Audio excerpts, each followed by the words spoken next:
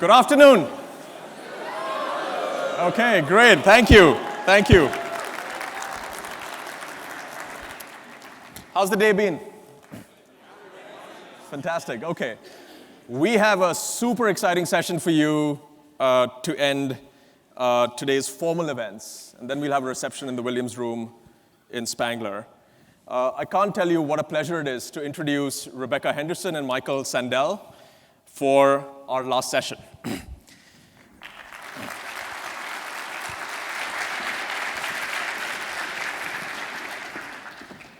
So this session is about the future of capitalism. And we have probably the two colleagues at the university who've thought, worked, researched more about this question than anyone else I know of. Let me just introduce them briefly. Rebecca Henderson is the John and Natty MacArthur University Professor at Harvard, a distinction given to very few faculty across the university, a dear colleague of mine at HBS. She's an expert on technology and how organizations respond to large shifts, such as energy, the environment, and so on. Rebecca created a course on reimagining capitalism several years ago at Harvard Business School, when frankly, almost no one else on the campus saw this debate coming, nor its full implications. Her teaching has evolved over the years from modular architectures to purpose. Just a brief anecdote, the first seminar for a job talk given by a PhD candidate that I ever saw was Rebecca's job talk at MIT. I was an undergraduate at the time, just to clarify. She made it look so easy that I thought, I can do this. Boy, was I wrong. The last thing I just want to add is Rebecca's course on reimagining capitalism is going to be created for HBX as well over the next year. Delighted to have you here. Michael Sandel.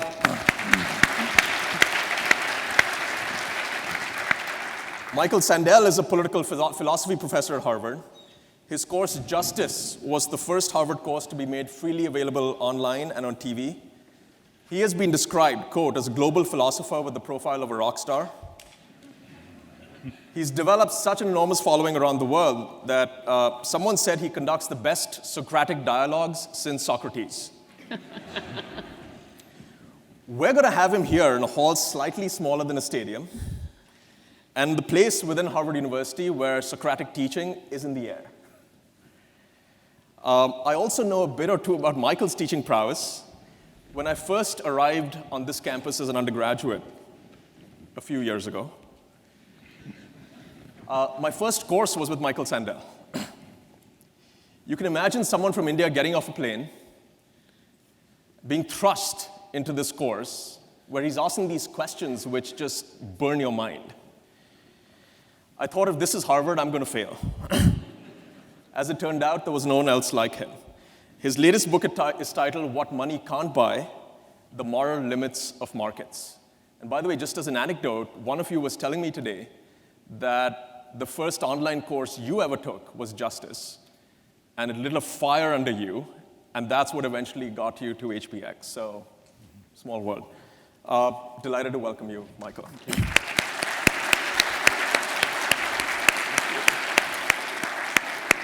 Here's how we're going to run the session. So they're going to engage, in fact, they're going to engage with you, okay, partly to begin with, and then have a dialogue between themselves for about 30 to 40 minutes. And then we'll have questions and answers. If you don't mind going to your phones and just typing in the website slido.com, S-L-I-D-O. So you'll be able to input questions from there, slido.com. The first thing you'll see is an event number. We'll give you the event number in about half an hour, okay? But just make sure you're logged into the page. And so when we're ready for Q&A, we'll turn it over to you. I don't know what Rebecca and Michael are going to say. Honestly, I think they don't know what they're going to say either. With that, I turn it over.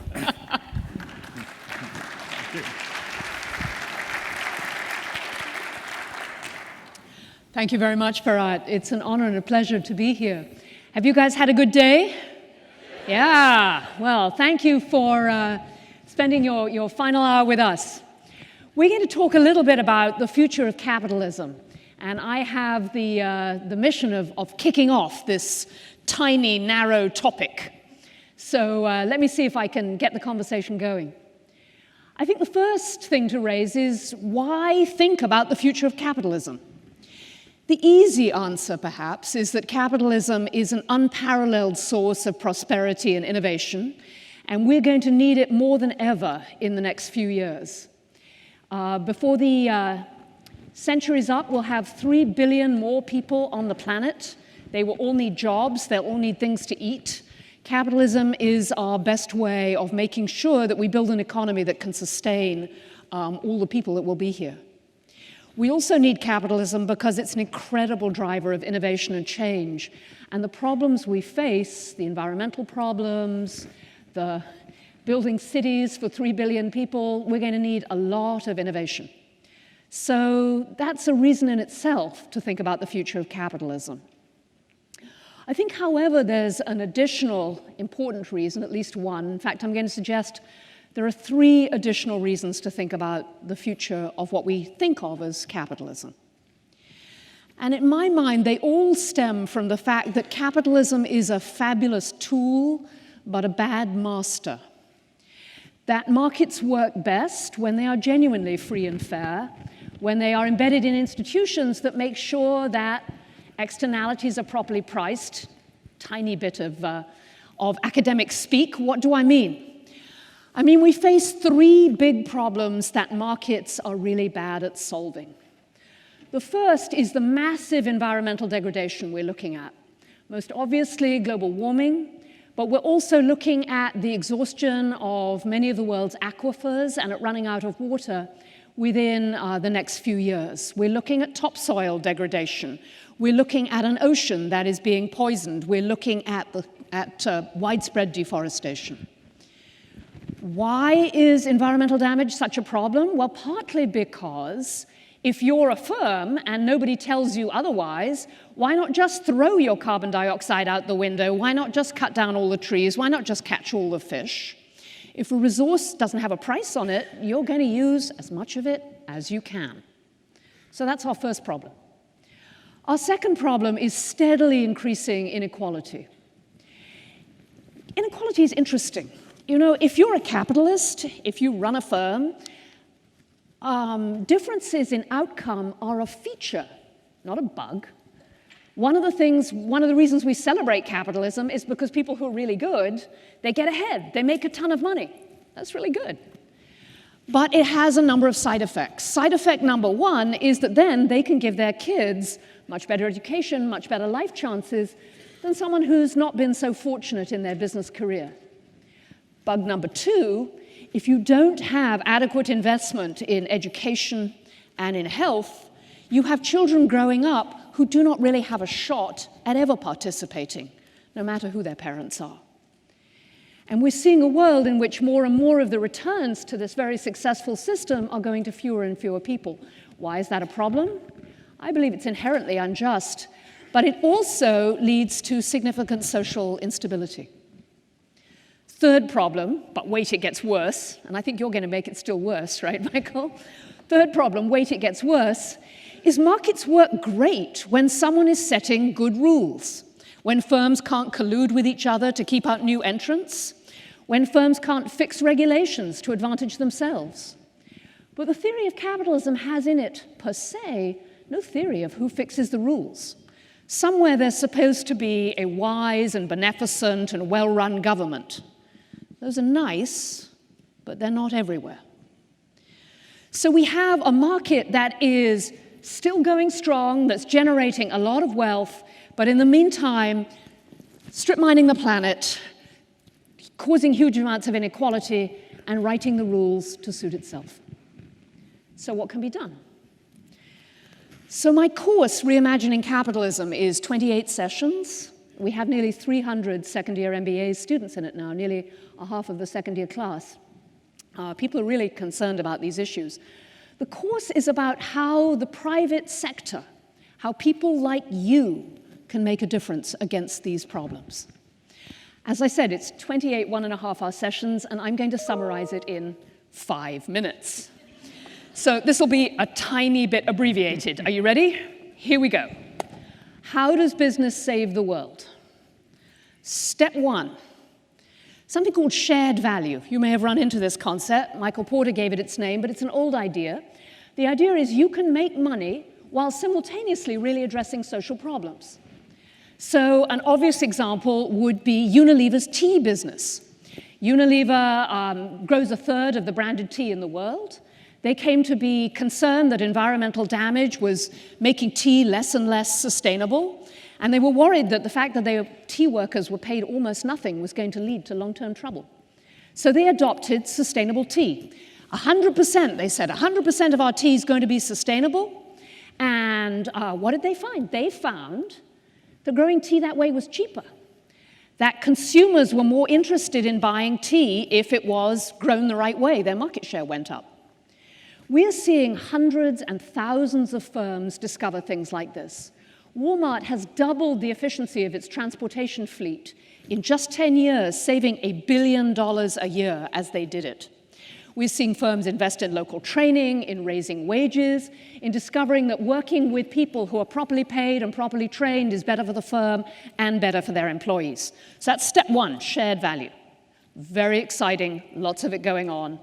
Clearly not enough to solve the big problems we face, but maybe, just maybe, catalytic. Because you know what happens when you work on shared value? You discover that, whoa, there's a bunch of problems I can't solve as a firm on my own. I can say I'm going to lower my carbon emissions and use renewables, but that raises my price. And if all my competitors are going right ahead and burning fossil fuels, it puts me at a disadvantage. Nike discovered that when they committed to driving child labor out of their supply chain because they were afraid of brand damage, they thought they could do it alone, but they couldn't. Supply chains for textiles are far too complicated to have any one firm turn it around. So firms are increasingly turning to industry consortia, to cooperation within the industry, within the region, so that everyone says, tell you what, let's not use child labor. Let's not use fossil fuels. Let's not dump our waste in the river. That way, it's not to anyone's disadvantage to behave well, and we can compete on what we really care about. That will preserve our brands, give us long-term traction with consumers, make sure that we're not subject to long-term degradation of the resources on which we all rely. So that's step two, industry cooperation. Bad news about industry cooperation is it's tricky to maintain. Get a bunch of CEOs in a room and tell them all, okay, next year, nobody pays any bribes, okay? We're going to solve corruption, nobody pays any bribes. Nice idea, nice agreement. Everybody leaves the room, who knows what's going to happen? So of course you invest in auditing and metrics and tracking, but it's tricky. So after a while, you discover that it would be nice to engage with competent local authorities, with well-written regulation, with government that knows what it's doing, that can create the playing field that enables you to do what you want to do, which is build a great and thriving business. You want a local government that has a strong educational system. So perhaps you do what they did in Minnesota. All the big CEOs in Minnesota got together and said, we have a problem with early childhood learning. Far too big a problem for just the CEOs to fix. But they spent the money to do some of the early studies to say how it could be done. They ran the early experiments about how the whole system could be improved, and they improved the whole system. This can sound a little wild and crazy, a little pie in the sky, business can change the world, but it's happened before. We have seen at times of major crisis a significant fraction of the business elite say, you know, this isn't working, we need to do it differently. We need a world in which business and government are in partnership in service of the greater good. And yes, the free market, the really free and fair market, which can only exist when you have strong institutions. We saw that happen in, can anyone tell I'm British? In England in the 17th century, in the Glorious Revolution, when a very important part of the ruling class said, you know, this old way, keep the peasants on the land with the turnips and the king has all the power, that's not working for us, let's change it. We saw it in France. We saw it in Chile. We're even seeing it happen in parts of Brazil. This is when business gets together. And in the US, for those of you in the US, It happened here. It happened right after World War II.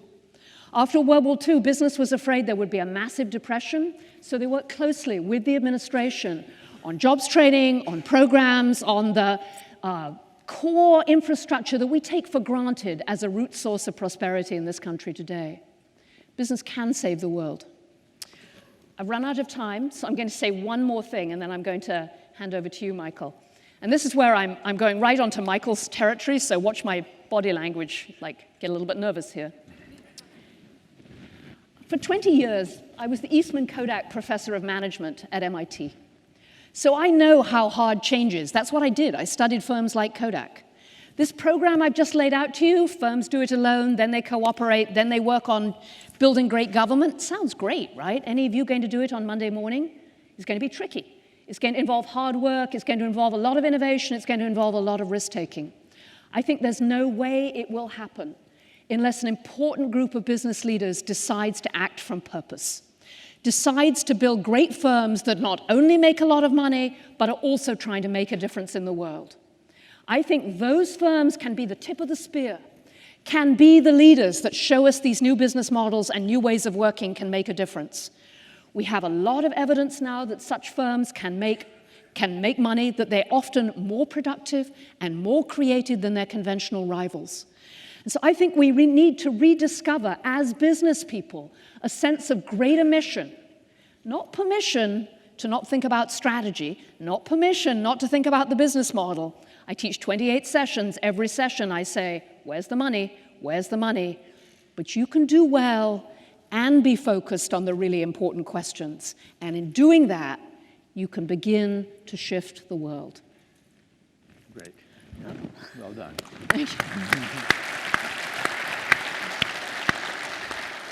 Well, my first response, Rebecca, is really in the form of a question. How can I sign up for your online course? I very much like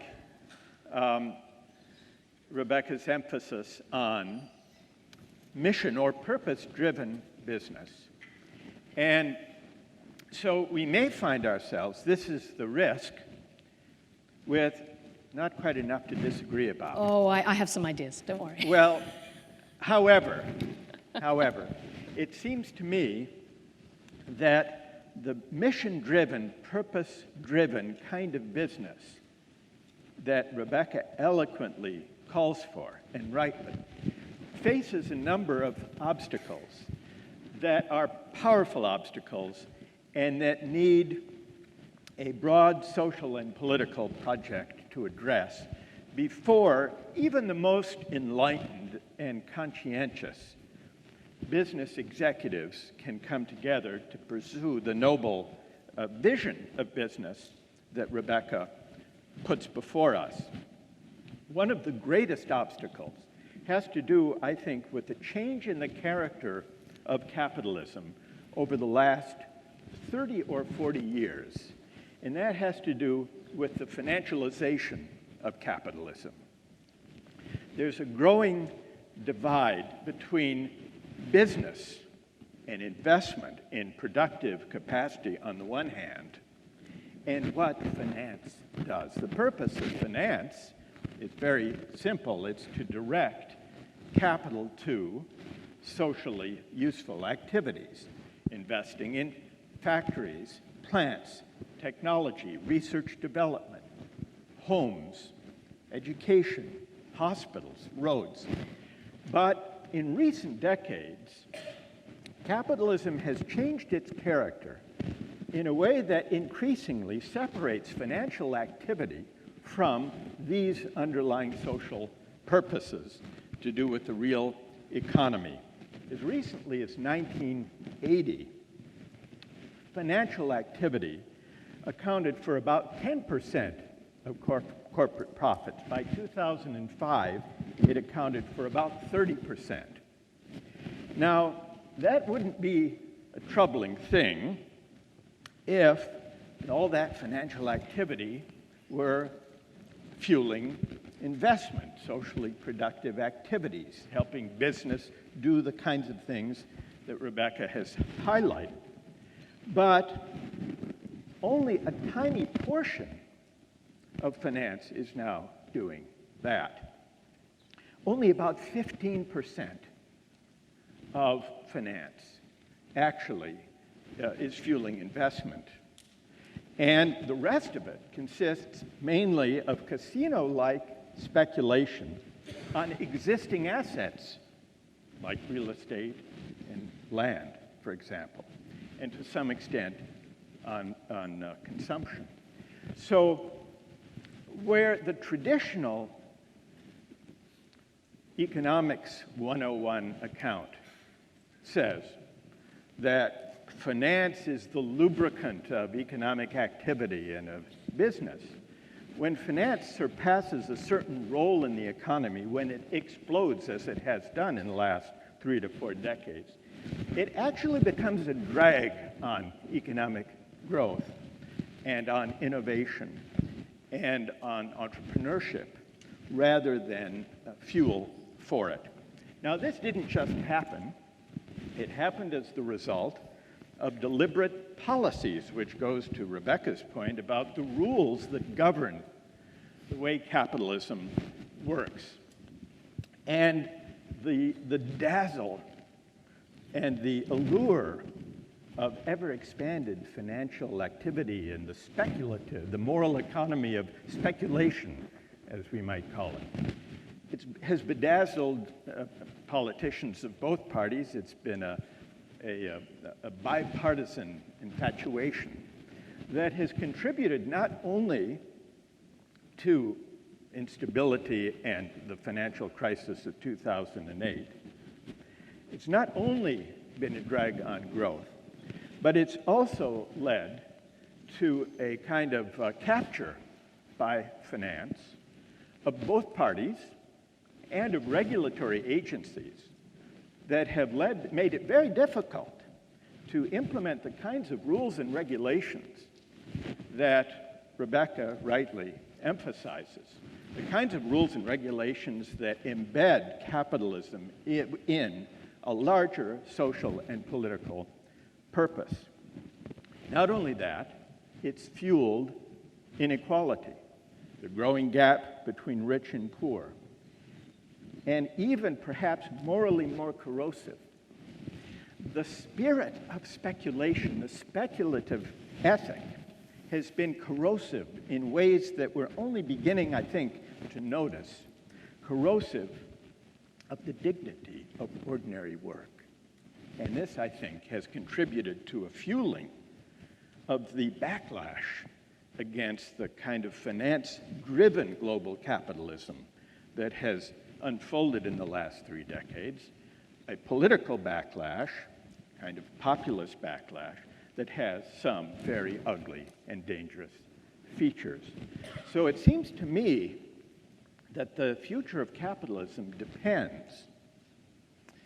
It depends on us, not only on us as people who are involved in business, not only on business executives, enlightened though some of them may be, especially after they've taken Rebecca's online course, but it depends on us as democratic citizens to change the terms of public discourse so that we can debate these questions directly.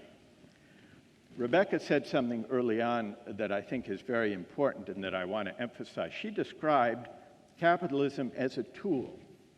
But what's happened over the last 4 decades is that we have ceased to regard market economies as a tool, and instead our moral and political imagination has become the captive of a certain picture of the role of money in markets in a good society. We've drifted, almost without realizing it, from having market economies to becoming market societies.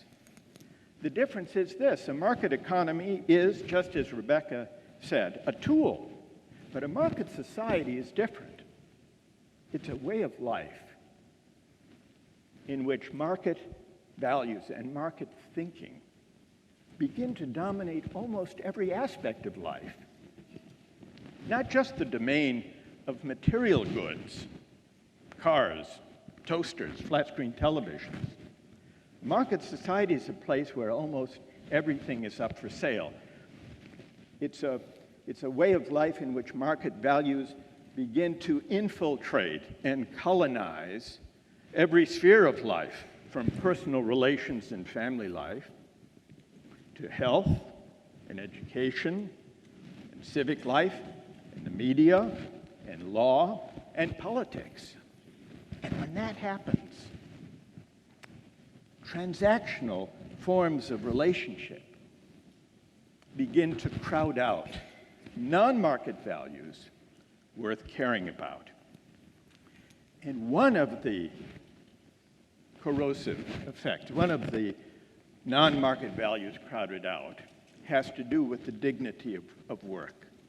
And by work, I don't mean the work that hedge fund managers engage in, for which they are remunerated at such rates that they are attracting increasing numbers of our graduates and of MBAs.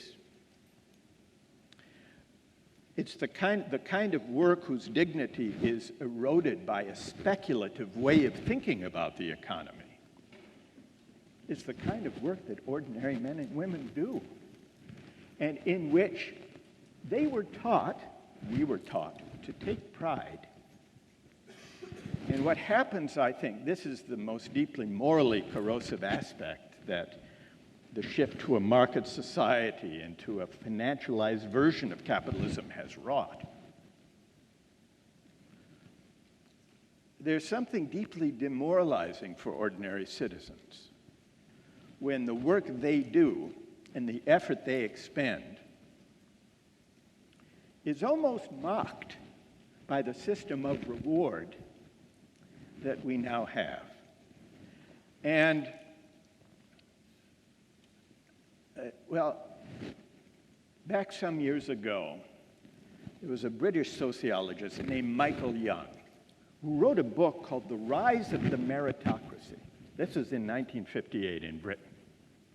Now, meritocracy, we think of that as a good thing, as an ideal, as something to aspire to, a meritocracy where people are rewarded according to their contribution, according to their hard work, their talents, their effort. But Michael Young, who coined the term, actually was writing a dystopian account of what the future, the meritocratic future, might hold. And what he glimpsed, that was at the time, Rebecca will know this, that Britain was moving from a class-based aristocratic society to one open to talents. And that was a good thing. But what Michael Young pointed out was there is something dangerous and even oppressive if we ever imbibed too deeply the full meritocratic idea, which is where you land depends on your merit, your virtue, how hard you work. In the old aristocratic system, if I landed at the bottom, at least I had the compensation of knowing it wasn't my fault. It wasn't my doing. I just had the bad judgment to be born to poor parents. And if I landed at the top, I might glory in my good fortune, but I wouldn't inhale too deeply, knowing that it was in large part due to the accident of birth. But how does that play out when people come to believe and are taught to believe that where they land depends on their virtue, their merit, their hard work? There will still be those at the top and those at the bottom in a perfect meritocracy. But there will be a tendency, he said, for those at the top to say, I am here by dint of my own effort and merit and virtue, and I deserve it. And therefore, to look down at those below and say, they deserve their fate. He said that would be the temptation. And equally insidious for those at the bottom to look up and to look at themselves and to say, maybe I deserve to have landed here. Maybe I'm just not as smart or as hardworking as Bill Gates. Now, he predicted, Michael Young did, that in the year 2033, there would be a populist revolt against this arrangement. And he was and it came 16 years before he predicted. The populist revolt, the backlash against the version of global capitalism that's been unfolding for the last 3 or 4 decades. We saw it with Brexit, we saw it with the election of Trump, we see it in the rise of populist parties in Europe. That is in large part fueled not just by job losses due to globalization and technology or depressed stalled wages.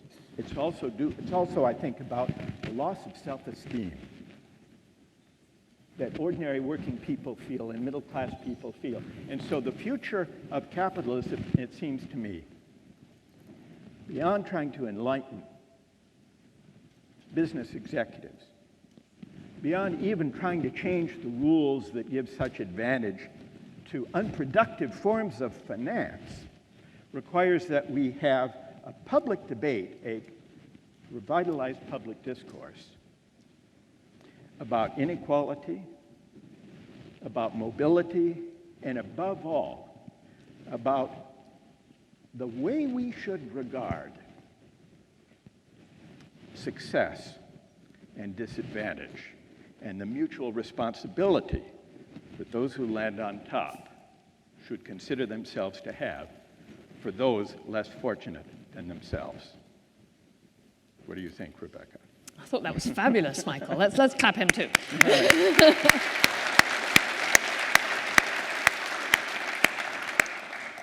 Michael, you raised so many profound and important points. I could imagine we could spend the next little while talking about diagnosis, like what exactly has gone wrong. Yeah. We could spend our time talking about where it is we want to get to. I think you and I share a vision of a much more discussion-driven, socially embedded economy, one where a kind of old-fashioned kind of capitalism. But I'd like to spend a little time at the third place, which is how we get from here to there. Yeah. Because that feels to me almost the hardest thing. Because if you look at our current political situation, we have an enormous polarization, not only in this country, but in many other parts of the world, if you think about what's going to happen in France tomorrow. We see a world in which I'd rather have my son marry someone of a very different ethnic background than have him marry someone from a different political party than mine, statistically. We've really sort of gone into our corners and started yelling at each other. We're a long way from the debate you're talking about. Yeah. So I have this crazy idea, which might be crazy, which is that rather surprisingly, business is one of the best places to begin having that conversation. So let me try and give you just like a couple of reasons that might be the case, and I'd be very curious what you think. So one reason it might be a good place to begin, it's one of the places where everybody has to be polite, where people are brought together from very different backgrounds in service of a common goal. The kinds of firms I'm thinking of, and I take your point about financialization, they're firms that give people rides and run hospitals and build widgets and and employ tens of thousands of people. So they can see the importance of having an economy that works. And managers in those kinds of firms, not all of them, but many, are very much in touch with what you describe, which is the dignity of ordinary work. For me, one of the characteristics of a purpose-driven firm is you treat everyone with respect, and you understand that everything is a part of the whole. So in my dreams, business begins that conversation, just an enlightened fraction. But 1,000 CEOs control 73% of OECD GDP. I mean, business is incredibly concentrated power. If we could imagine just 100, 150, 200 of those very large firms thinking and managing in a different kind of way, not that it would fix things on its own, I'm not that naive, but could it help support exactly the kind of dialogue and politics and social movement that you're thinking about? it could be an important start. I wouldn't want to restrict it, and I suspect you wouldn't either, No. to businesses. I think civil society as a whole has to be a source of a rejuvenated kind of public discourse oriented to the common good. And business is an enormously important part of civil society. So are social movements, so are congregations, so are unions, so are schools and universities, so are the media. So I would like to, it would be wonderful if some group of business CEOs could initiate this set of discussions. But it would be important, and I think I understand you to be suggesting this, that their conversations not only be about how to run their firms responsibly and how to expand their vision of the purpose of the corporation to include not only shareholder value, but also the well-being of suppliers, consumers, employees, and others whose contributions are just, other constituencies of the corporation. All of that's important, but I also think that any such movement would also have to have a political voice. Now, maybe corporate leaders might shrink from that. What do you think about that? So it's a great question. I think we're certainly historically, there have been places and times when business has been overtly political, sometimes in a bad way, sometimes in a good way. I think we're beginning to see something stirring now. I'm sure you're familiar with the business leaders who signed a letter to President Trump saying it was very important to stay in the Paris Accords. This is a major international agreement with respect to global warming. I'm sure you saw the business leaders stepping up and saying, no, the way you're approaching immigration is something I'm very uncomfortable with. I know at the local and city levels, many business leaders are stepping up and saying, no, this destruction of our educational system, of writing off people as disposable is not okay. We want to revitalize our local neighborhoods and really work city by city. So I think you're certainly seeing that. You remind me of something that I think is almost as important as the financialization, and that's the idea that the only moral duty of the firm is to maximize shareholder value. I've met some business leaders who, and business people who think, well, that's all I have to do, maximize shareholder value. But what that means is if I see something that if I do it will actively harm the society around me, well, I should go ahead and do it because it maximizes my profits. If selling guns to children in the Congo is legal, I'm there. I'm selling guns to children in the Congo. And I think this is such a destructive way of thinking. I think it does two things. One, it says the only duty is to look down into the firm. And I'm with you. I think not just CEOs, but everyone in business should be looking out to the corporation, to the society in which they're embedded and saying, how do we fit with the rest? But it's not a legal duty to maximize shareholder value in the short term. It's not at all clear it's the best way to maximize returns on capital. It's a lousy way to run a business if taken too far. And most importantly, it excuses a huge fraction of society from engaging in the debate you want them to engage in. And I'm with you. I think business should be full of people saying, I'm part of something much greater. My firm is helping to strengthen this whole system. I like that very much, and I wonder if I could complicate your task with these business leaders by adding a couple more items to the agenda. You mentioned climate change and education and policy toward immigrants and even toward guns. I wonder if I could add some possibly more contentious items to that agenda for the socially enlightened business community that you will help nurture. What about, and this does go to to the pressures that impel companies to behave the way they do, including short-termism, including, for example, plowing most profits now into such things as buying back stocks, boosting the share price, which has an effect on the way the CEOs are remunerated.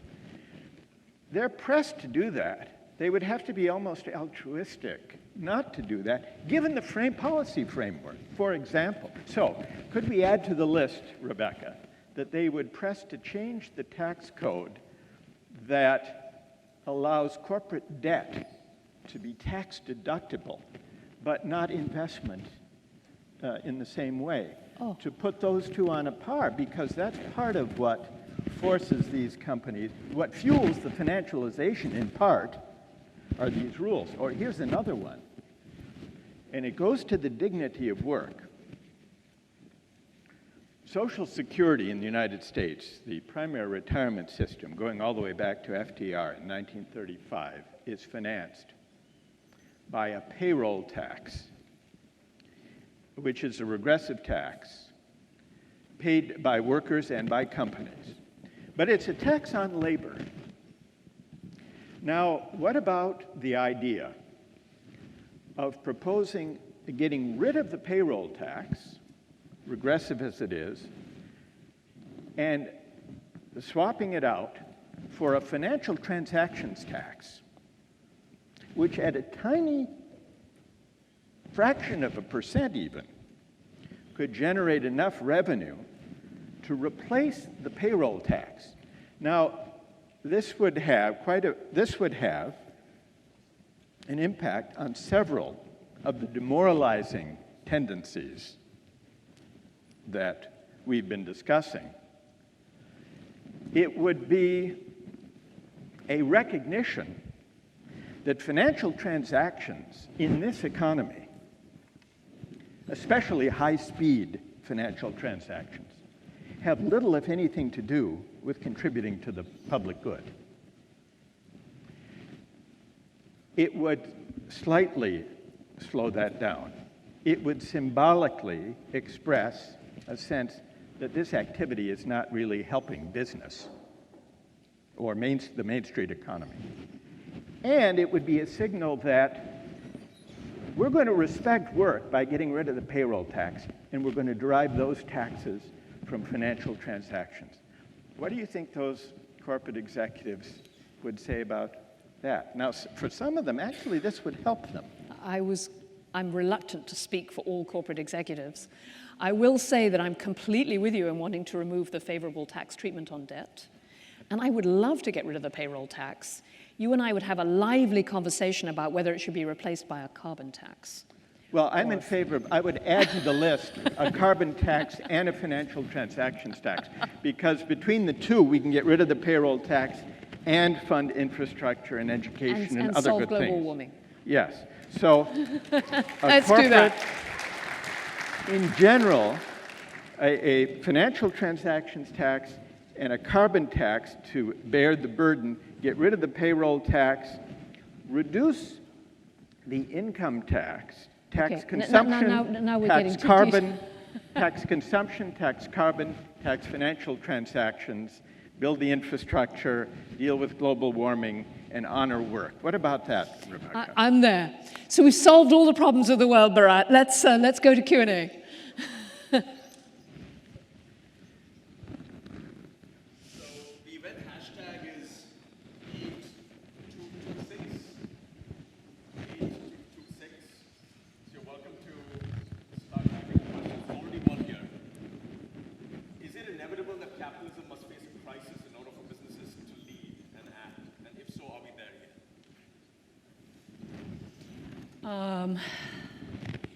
I think we have a major crisis. I've been deeply involved in global warming for the last 12 years. And when I used to meet with other people who were also concerned about the issue, we used to say, what we really need is for a big storm to hit New York City and really cause some difficulty and damage. What we really need is for major crop failure to cause civil war in a couple of countries. We're seeing that. The environmental crisis is with us. It's a slow motion crisis. And we have a major political crisis on our hands. I think whatever your own political views, the breakdown in the political conversation is a very, very serious problem. But I think what the questioner is asking is, do we need something even more visible to have business lead? I think not. I think business is starting to lead. I literally know hundreds of businesses that are starting to move in this direction. They can see the writing on the wall. They can see it's not in their long-term interest to consider business as usual. They're finding ways in the short term, within the very tight constraints, to make a difference. So I don't think it's necessary. I think, alas, we may get it anyway.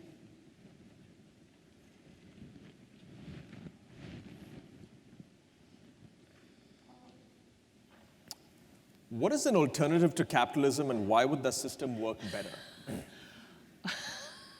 I think you should take this question, Michael. Well, I'm a right. dyed-in-the-wool capitalist here. I think that what we've been discussing, at least implicitly, is not capitalism for or against, but varieties of capitalism. I think we've been discussing various ways of embedding market economies in a framework of political rules and also of civic values and ideals that require capitalism and market economies to function in a way that contributes to the common good. Now, there are some who say there is only one kind of capitalism, and that's an unfettered free market capitalism without regulation. And neither of us is defending that. But I think the alternatives that we are kind of finding our way to and trying to work out and articulate are really ways of reconceiving, reimagining capitalism so that it does what unfettered free markets cannot do, which is approximate the public good. I think sometimes people look at our current situation and feel that it's so extreme that the only way out is to reject capitalism altogether. I mean, I myself that makes me feel very nervous, because the track record of societies that rejected capitalism completely is terrible. If you don't have the market allocating resources, then I get to do it, or Michael gets to do it, and then we allocate all the economic power, and with it the political power.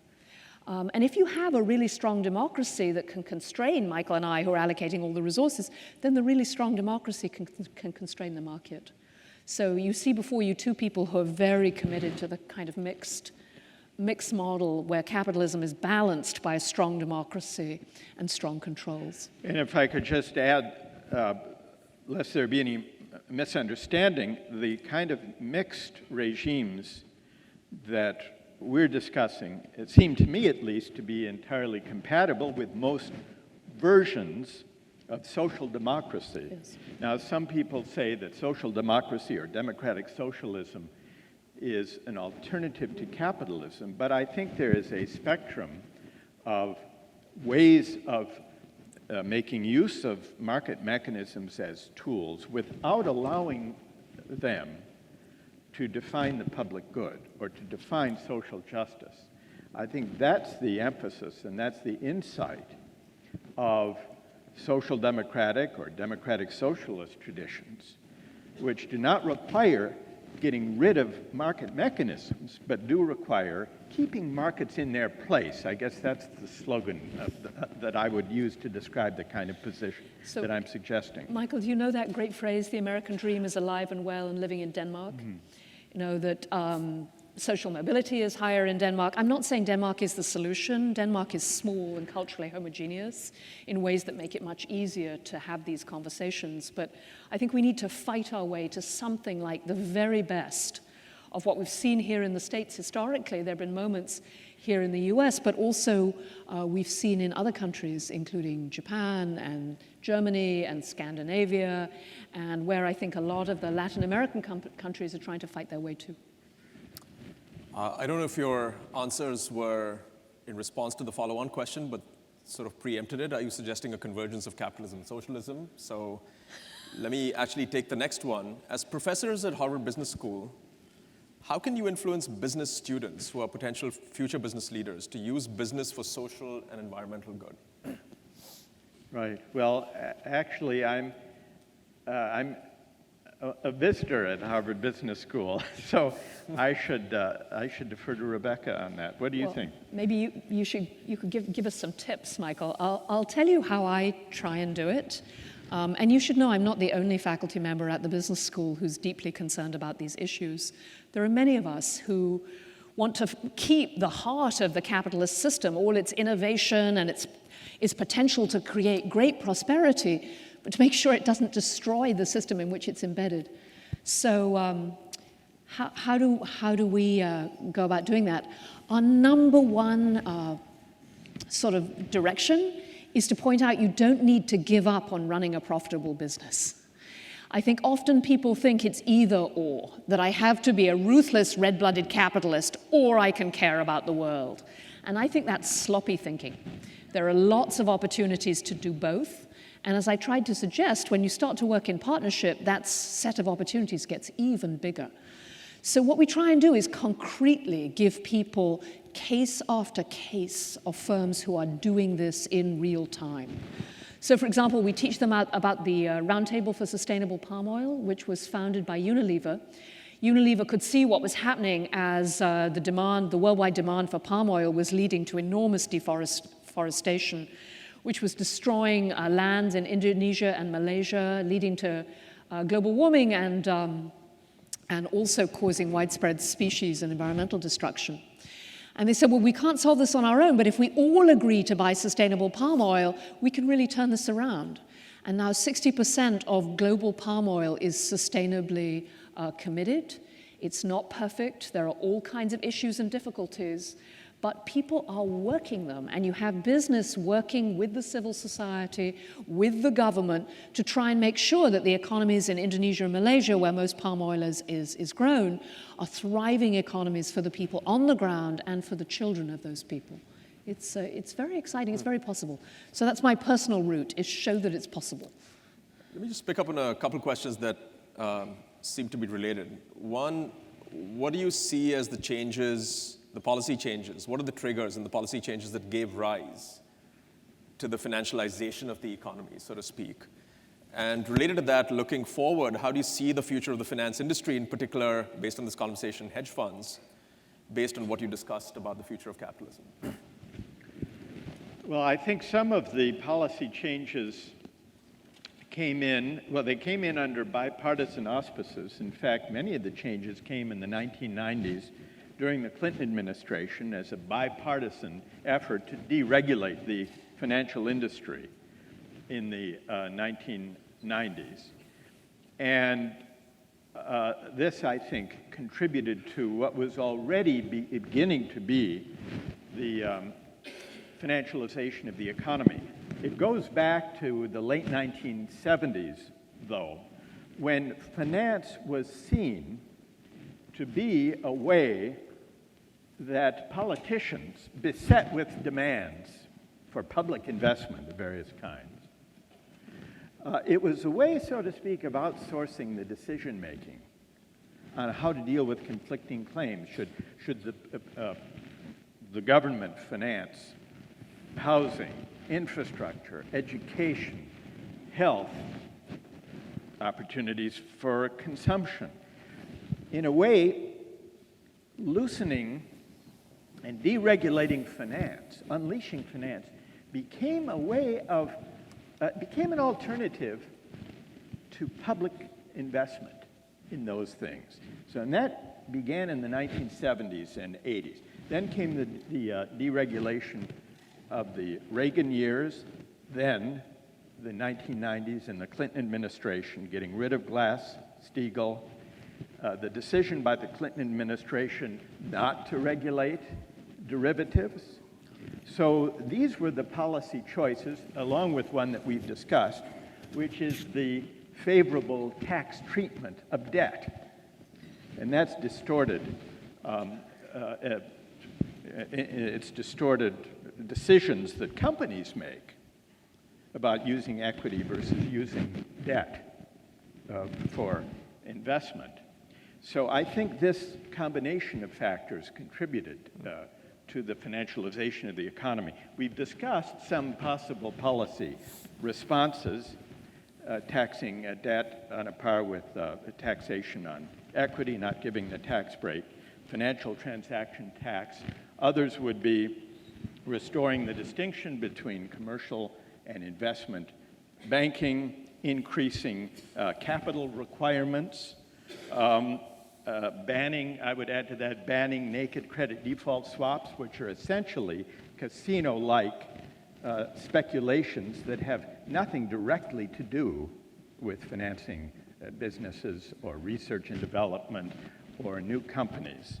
And then third would be breaking up the big banks, which is discussed widely in politics today. So those 6 or 7 measures would be, I think, a place to start. But the more important thing is to have a public debate. I don't know if that's the right list exactly. Those are ones that seem plausible, but a more direct and open public debate about this question than we've had in recent years. There's another one, just to make the link between finance and technology, given some of the students today discussed cases like Apple. Is the seeming overvaluations of tech companies, many of which produce few tangible goods, good or bad for capitalism?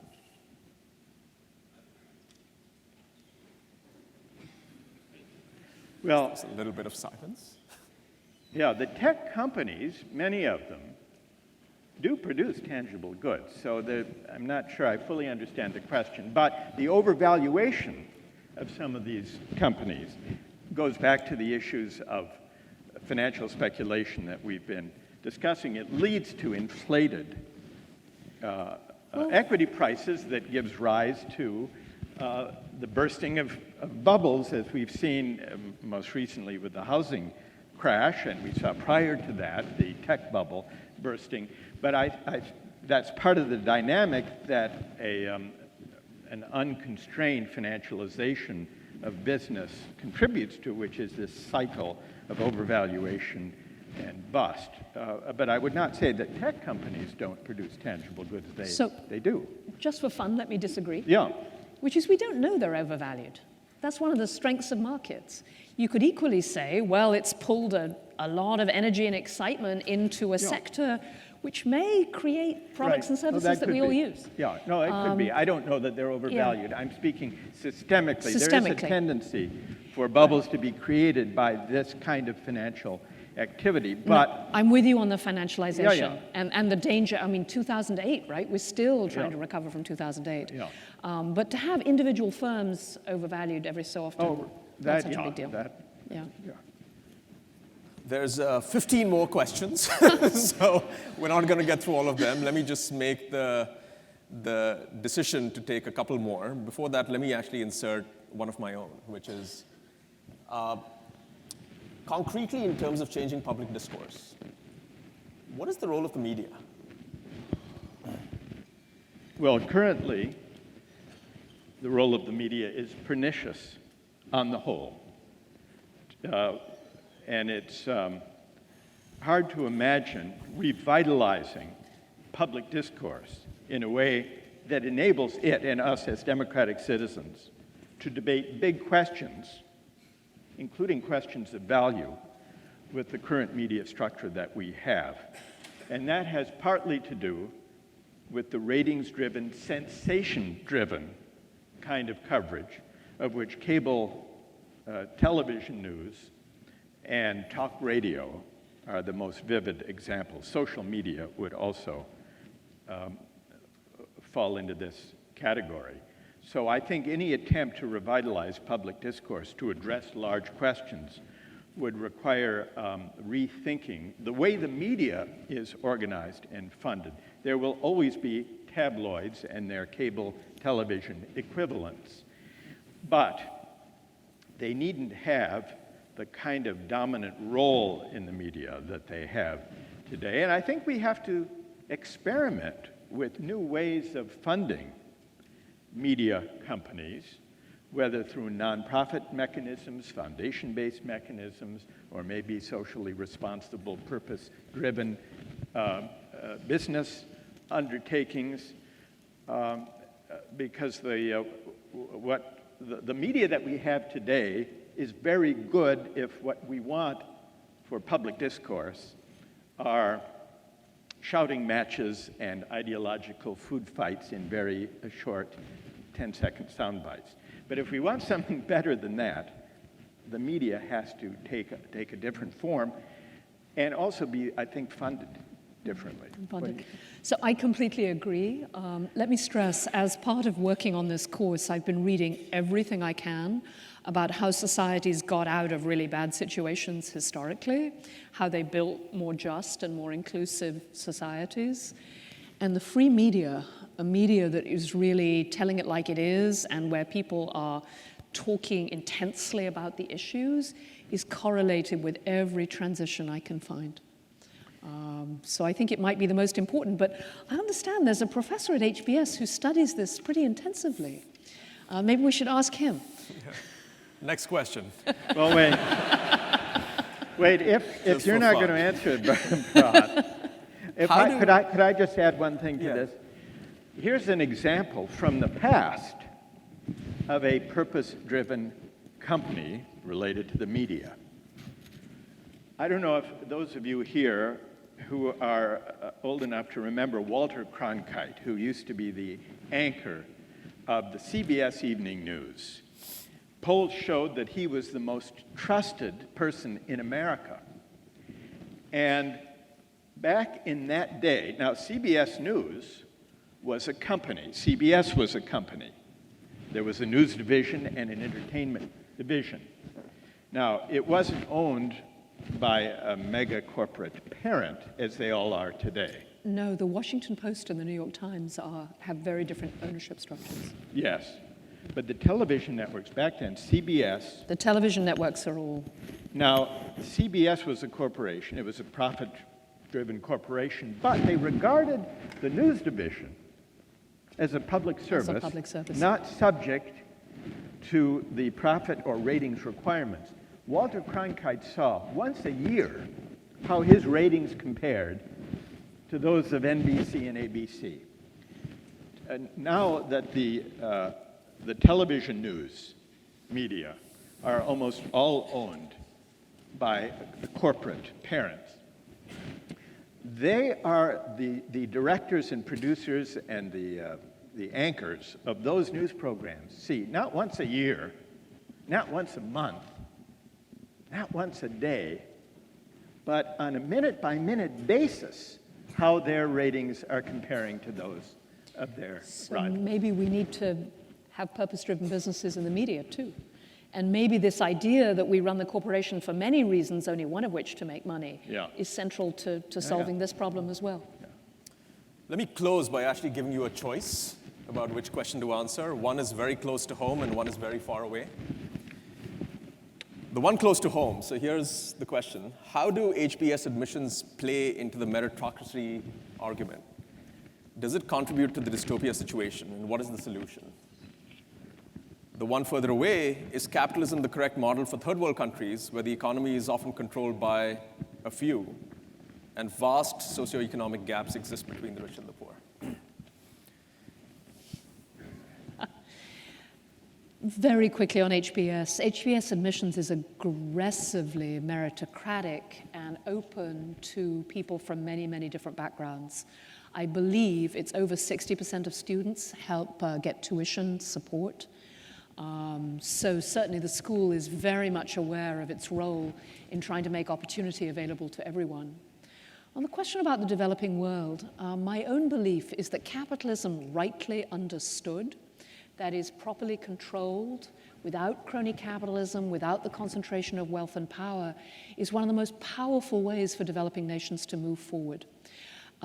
If capital really is available to everyone, real capital that funds real businesses, if everyone can build a business, if everyone can participate, that's one way of breaking open the concentration of wealth and power that plagues so many countries. So, to my mind, real capitalism, free and fair capitalism, is a very plausible solution to what is happening in too many countries.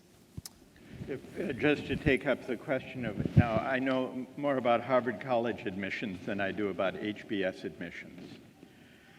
And it illustrates the defects of meritocracy as we traditionally conceive it. Because what goes into the kind of merit that admissions officers evaluate includes all sorts of factors that are not the doing of those who are admitted. If you look at the Ivy League and the most selective competitive colleges and universities in the US today, what percentage of the students who attend those places would you guess come from the bottom 20% of the income scale? Just to shout out a number, what would you guess? What? 5%? Any? 40 from the bottom 20%. It's 3%. At Harvard College, it's 4%, slightly better. At Yale, it's 2%. What percentage do you think come from the top 20%? Not the super rich, but the top 20%. It's around 70% at these places.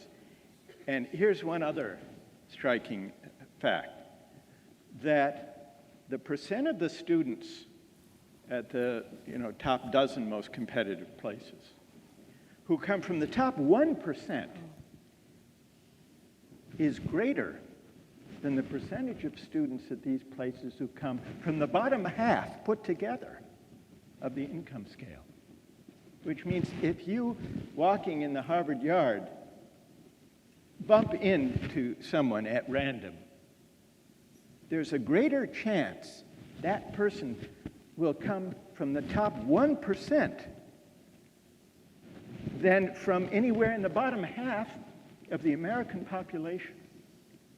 Now, you could say that's a meritocratic admissions system if it faithfully reflects who has the best grades and test scores and letters of recommendation and extracurricular activities and internships.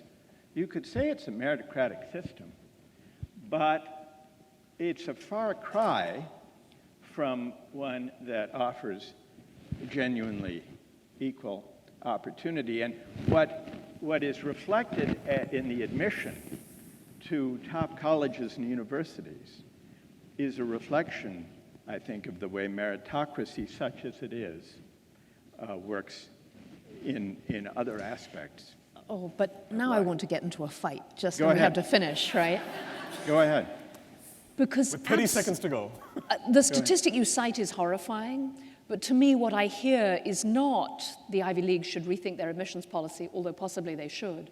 What I hear is a massive failure in education and social support and wage distribution for the bottom half of the population, which is a global and national disgrace, and we must address.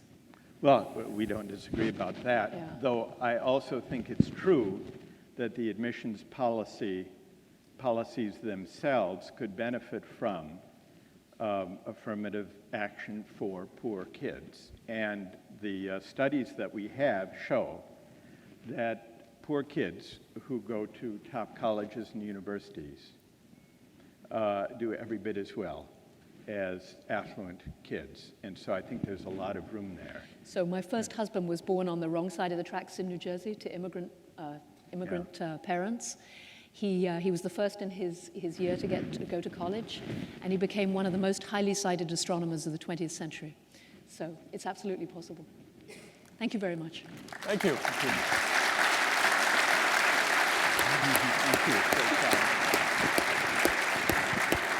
Thank you for just a fascinating conversation. Just moved our minds in so many ways. And in some sense, this last question almost comes back full circle to everyone who's gathered here today. Because in some sense, as we were talking this morning, the intersection of technology, cost, and talent, I think starts providing just so much greater opportunity, I think, for so many people around the world than we have imagined so far. But thank you for taking the time out on Saturday. Thanks very much.